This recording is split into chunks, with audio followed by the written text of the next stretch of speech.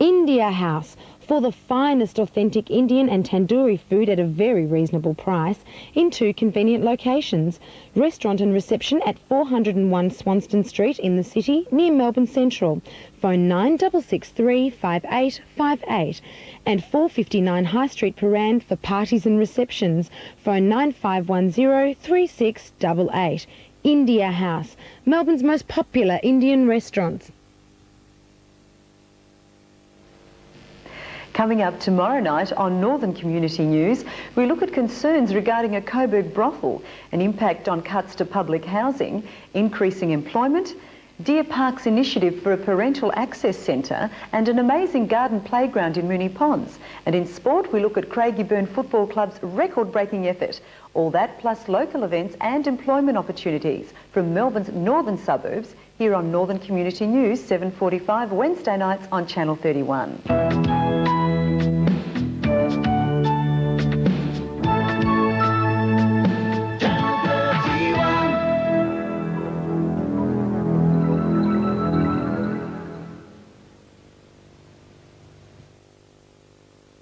The Community in Action is proudly supported by Blackburn Office Supplies, stationery at very competitive prices. It's just a perfect place, smack bang in the middle of the city. Good to have other like-minded people to share ideas with.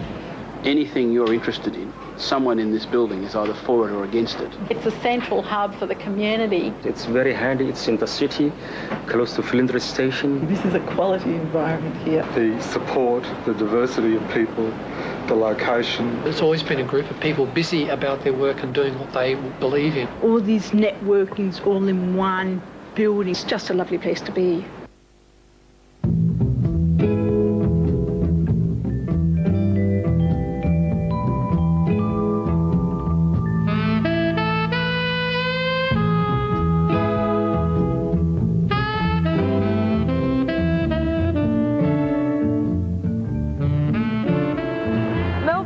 Many icons. One of the lesser known ones is Ross House in Flinders Lane, a bustling centre of community activity. Hi, I'm Mel Mitchell. I'm going to explore the history and the current activities of Ross House. Come with me while we unfold this exciting story.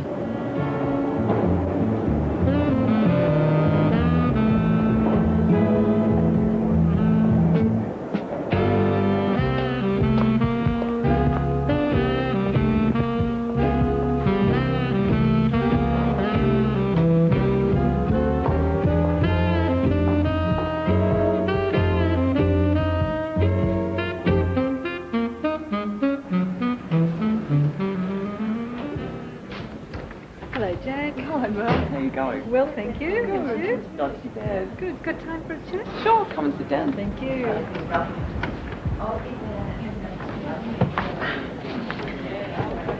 I was wondering if you could tell us a little bit about your group.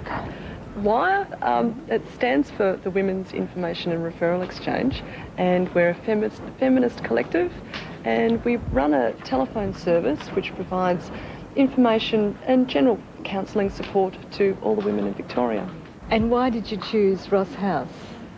There's a number of reasons, I think. We had to move out of our building that we were currently in at the time. The financial aspect was certainly a strong feature there. You know, it was quite a competitive rent, but just being with a lot of other community groups and the general feel of the place was very attractive to us. Have you encountered any difficulties? It is a very busy environment, I'll grant you that, and sometimes the noise of different activities can be distracting, particularly for our phone service, but I think that liveliness is really an advantage to us, yeah. What do you think WIRE has contributed to Ross House itself? I think having an organisation that is so women-focused has been a good thing when it's brought a real, focus on women's issues to the building, and been, I guess, a bit of a contact point for other smaller women's services in the building. But also, I guess, our contact with all the women, so many women within the whole state of Victoria has created a greater awareness of where Ross House is and what it's all about. MIDA has been around for over 10 years, but now we are called housing and tenancy rights for people with disabilities, and we're a service that helps and maybe refers people to other groups who might be able to give them the support and what they need, and if we can help them, we will. We certainly don't leave people out in the cold. We're a good and kind group. That sounds fantastic. Michael. We publish Renew magazine, an alternative energy magazine, renewable energy, solar power, wind power, tidal power, any sort of power you can get from a renewable energy source. One of the things we do is we have a hospital video library for children in hospital, and so we provide free videos for sick children, which is one of our community activities. Actually, this association we do especially for the newly arrivals and those who cannot speak English in their initial stage of resettlement, in advocacy, referrals, interpreting, in all sorts of issues, you know, all their problems. They first come to us. Oh, look, I love Ross House. It's totally centrally located. It's only a stone's throw from Flinders Street Railway Station. You don't even get wet when it rains. It's fantastic. And it's totally wheelchair accessible. The only lift that I've ever been able to control, or one of the only lifts, is at Ross House, because the control panel's on a horizontally located panel at the exact right height for my reach. How do you see that Ross House puts the principles of community development into practice? It does, because it's, like I said, the hub of a really grassroots, community-based involvement of people. And it was really good because I was able to bring my students here. I taught the politics of disablement in a community development course, and I could bring the students here and introduce them to at least 6 organisations, Ross House Association plus 5 others that were disability rights based and advocacy based. And I actually ran an excursion here where I brought them here and took them from one floor to the next. It was really convenient because all the groups were so closely located and they all knew about each other and each other's activities. But from a student's point of view as well, I can come here and get information and resources that I need. So it's just really great from both perspectives. And it's really good to be able to network with community-based organisations on issues that affect all people, because what a lot of people don't realise is that people with disabilities are affected by issues that are broader, like the environment and like housing, and it goes the other way too, that issues which affect people with disabilities also affect other people. When Melbourne Community Television came together, it had no resources, no office, no money, and we were trying to get television licences for the community in Australia. So we came to Ross House, and Ross House was excellent in meeting our needs. Being a consortium and representing many organisations, we needed somewhere we could have lots of meetings almost every night of the week. Ross House had those meeting rooms, and they had them at an affordable price for a community organisation. Well, we like Ross House because it's central and accessible for the public, but also just being in Ross House guarantees us a certain amount of work because people inevitably come to us and find us and we deal with them, help them out. Even if it's not a Macintosh, we can still troubleshoot a printer problem, and if it takes 3 minutes or 10 minutes, maybe we won't charge them because it's just something we do in the course of events. Now, where else do you get an office this size that'll fit in 4 desks and a milling multitude of people? Where can you get an office this size with all the facilities we've got here? Access to photocopying and fax machines and the wonderful staff of Ross House itself. Where could you get all this sort of thing for the sort of money we can afford? Only at Ross House. I think whoever had the vision for Ross House was doing something incredibly worthwhile. In the late 70s, collective self-help groups, which we all call COSH, was really starting to grow and develop.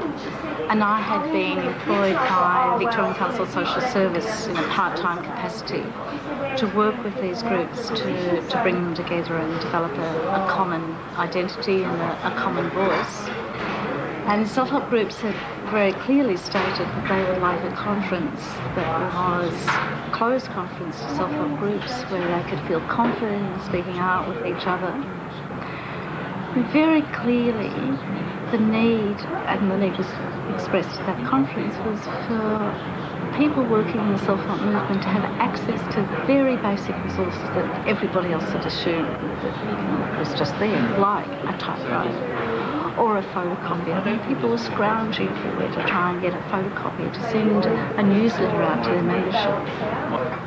They also wanted a place to meet and occasionally work, which wasn't their dining rooms, their kitchens, or their bedroom cupboards, which were usually the filing cabinets. So Ross House really came from all those demands. And it was fortuitous at the time. There was money available from the Ross Trust to be able to make some kind of resource available. I think it's fair to say that the expectations that emerged out of the self-help groups looked too big and too difficult for the people on the trust side or people who were responsible for the purchase and the renovation of the building. But to everybody's credit that was involved in shaping up that dream and developing the project brief, the architect's brief and the like, all of those people were able to keep the dream alive and in many respects not compromise it. If I were to draw the timeline from the self-help group seminar where the recommendation for resource building emerged and the discussions with the Ross Trust, they started in 1980. We actually signed the agreement between ANZ, the Victorian Community Foundation, the Brotherhood of St Lawrence and the management committee of Ross House in 1996. So that the full length was actually 16 years. Well, I mean, I think the community groups were quite legitimately looking to a self-managing structure which they could have some control over and some capacity to influence the direction of the building. Well, I mean, I think the most important thing was to keep the parties talking because there was quite often a complete non-connection, if you like, as in terms of perceptions of where this project was going.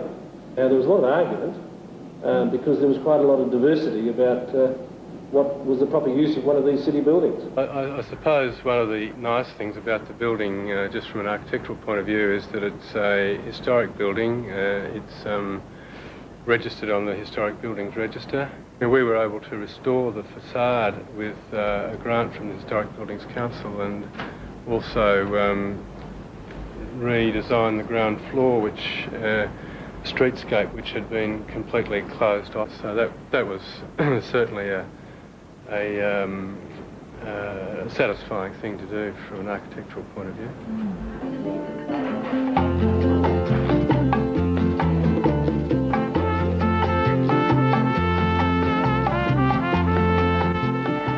We provide funding. We provide funding for meals such as these, or we have an ethnic meal subsidy program. So we fund close to 20 groups of non-English speaking backgrounds through that program, and that includes the four groups at Ross House. And we run quite a lot of joint events that Ross House has been involved in, like we run a big Christmas festival, multicultural concert. So it gives the groups, not just these groups at Ross House, but other groups, an opportunity to interact with one another, and therefore I think in the long term that's very important because they become much more tolerant of each other's, say, cultures and values and languages. Ross House, located at Flinders Lane in the city centre, is home for more than 70 community groups. Every day people come here as workers and volunteers to use office facilities or share meeting rooms and other resources. Why do people come to Ross House? Because it provides a sense of support and belonging. And why do people want to be involved? Because they're all working towards a fairer society. Ross House in Flinders Lane, the community in action.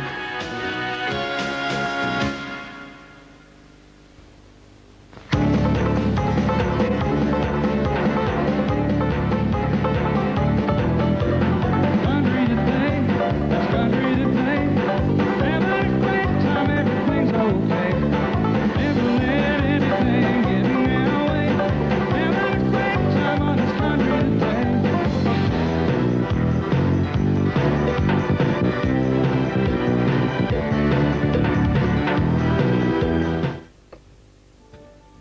Channel 31 Community Notice Board. The Association for the Blind needs your used stamps and envelopes. Please send them to 7 Mayor Street, Brighton. For further information, phone 959 88 555. Community notices are aired during programming periods and community billboards are screened during non-programming periods. Phone Channel 31 during business hours for your community billboard or free community notice on 9663 5831. Bishop Challen, can you explain fairly simply the involvement of the Brotherhood of St Lawrence in Ross House? Well, the Brotherhood became involved quite happily because there was a need for a head tenant to facilitate the whole organisation of the project. And of course, most of the tenants were grassroots community organisations, which the Brotherhood of St Lawrence was only too keen to support. And in keeping with the policy really of self-determination and people being responsible themselves, the management of the building, of course, is very much in the hands of the actual tenants.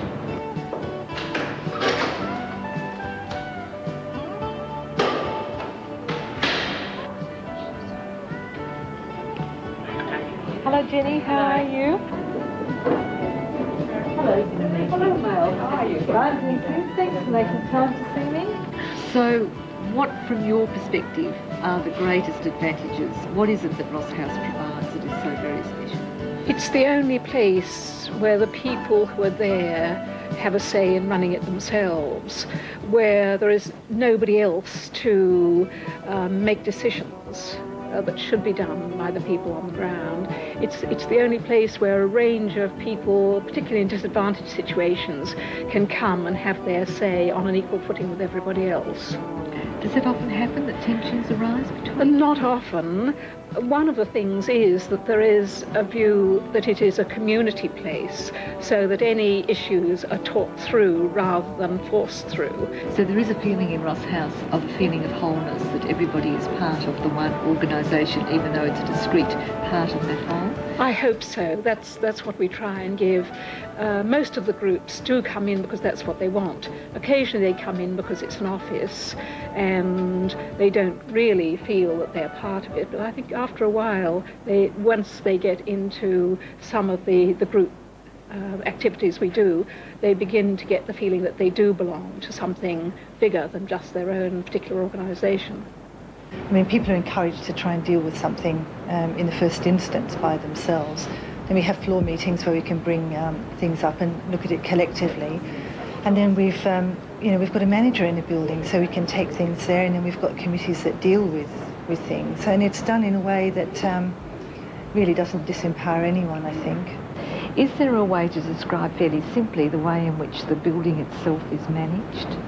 It's a unique building, really, because we manage the building ourselves. The tenants manage the building. So it's just like a large community group, in a way. The tenants, through paying their rent, fund the building, and so we've got a manager who runs the building, and then we've got committees that work with the managers.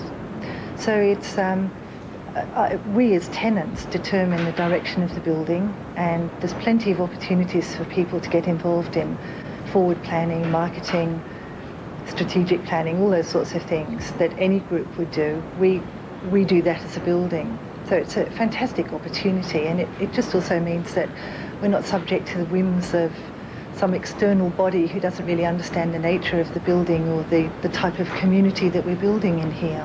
There are about 60 tenant groups at any one time. Most of them are very small groups of they have about 1 or 2 workstations each. There are a handful that have more than half a dozen workstations. Some of them are for-profit groups, about half a dozen small for-profit groups that share our values and want to be here because they work with the community sector.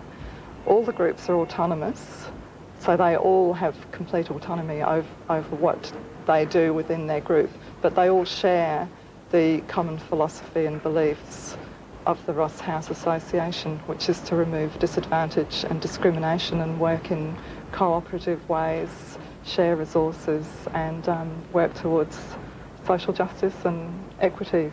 We've been here right since the word dot. We were one of the first groups that expressed interest in being in the building before it was even chosen. So we were involved right back there when Jenny Florence and the architects and so on were beginning their work.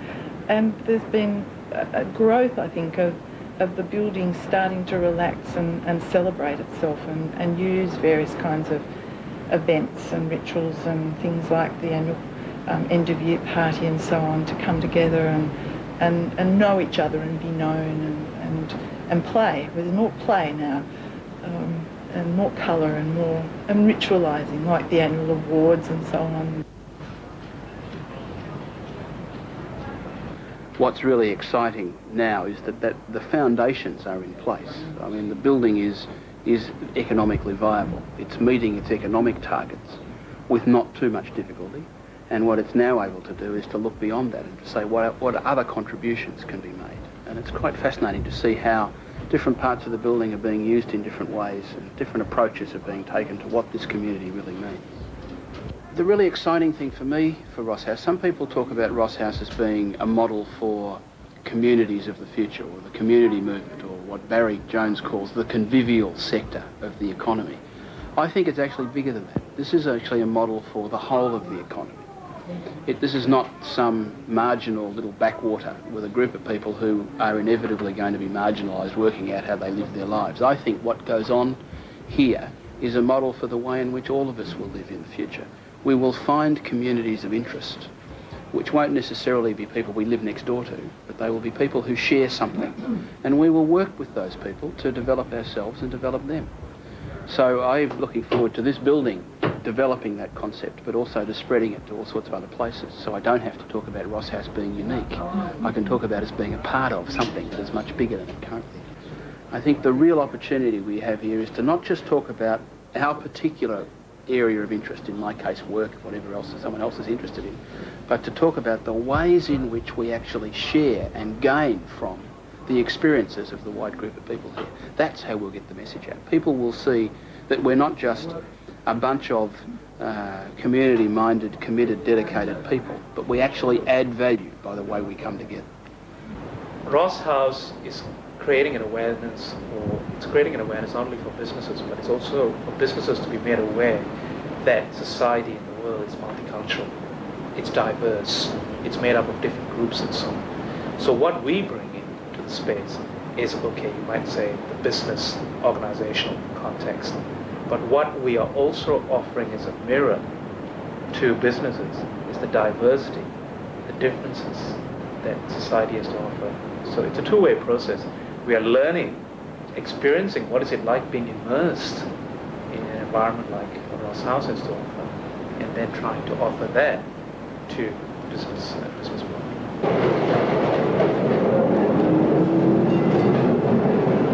But I would certainly hope that it was a forerunner for similar type facilities in not only in Melbourne but in other capital cities throughout Australia. I mean, we in cities throughout Australia want our cities to be used by people and for practical uses of existing building stock, beautiful old buildings that require that participation, that involvement in their long-term future. Do you think it's possible for another area or another group of people who have a similar vision to actually use this particular model again to establish something in their area? Yes. Use the good parts of the model, learn from our mistakes and adapt it to the climate of now. I think other buildings and resources will emerge that will reflect the 1990s or the 2000s. They will no doubt be more technologically sophisticated. Genevieve, what's the interest of Reichstein Foundation in Ross House? Well, in the time I've been with the foundation, I think we've always looked to Ross House fondly as an example of what community support can be for small organisations. It's a centre of energy where groups can come and work and share their resources, and you feel like there's a public profile there that's obvious. People understand what community life is about when they see all the groups working together. Genevieve, do you ever recommend that groups should come to Ross House to inquire about tenancy here?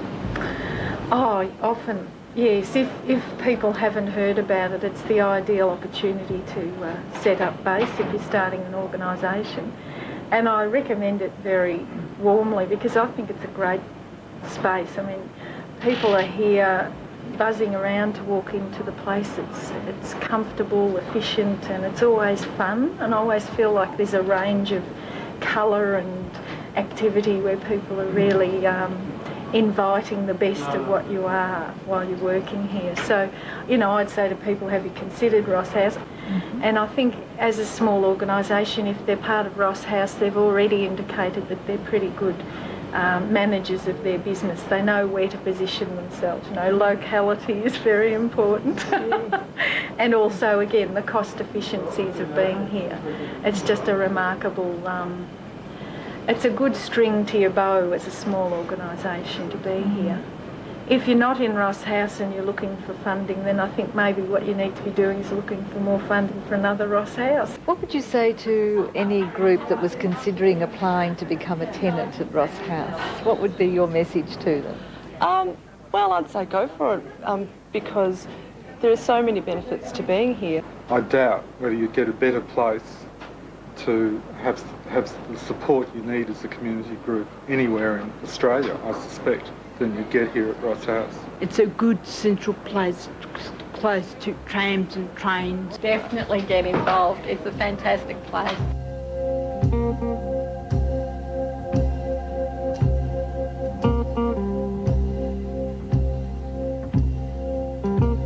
I see you watching me just like a hawk. I don't mind the way you talk. If you touch me, something's gotta give. I live the life I love and I love the life I live. My diamond rings and my money too. Tomorrow night they could belong to you. Girls thrill me if they will. I live the life I love and I love the life I live. I may lay 100 on a bet this time. Tomorrow night I can't cover your dime. Next week.